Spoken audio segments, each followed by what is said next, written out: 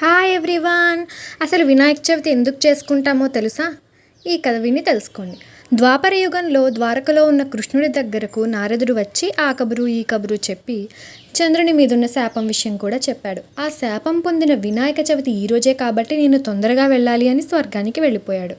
కృష్ణుడు కూడా ప్రజలందరికీ చంద్రుని చూడొద్దని చాటింపు వేశాడు. అతనికి పాలంటే ప్రీతి కదా. తనే స్వయంగా పాలు పితుకుదామని ఆకాశం కేసి చూడకుండా ఆవు దగ్గరికి వెళ్ళి పాలు పితుకుతూ ఉంటే పాలలో చంద్రబింబం కనిపించింది.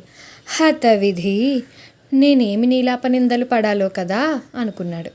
కొన్నాళ్లకు సత్రాజిత్తు శ్రీకృష్ణుడి దగ్గరకు వచ్చాడు. అతడి దగ్గర శమంతకమణి ఉంది. అది సూర్యవరం వల్ల పొందాడు. శ్రీకృష్ణుడు అది చూసి ముచ్చటపడి తనకిమ్మని అడిగాడు. అది రోజుకు 8 బారులు బంగారాన్ని ఇస్తుంది. అలాంటిది ఏ మూర్ఖుడు కూడా వదులుకోడు అన్నాడు సత్రాజిత్తు. దాంతో శ్రీకృష్ణుడు ఊరుకున్నాడు. మిగిలిన కథ నెక్స్ట్ వీడియోలో చూద్దాం.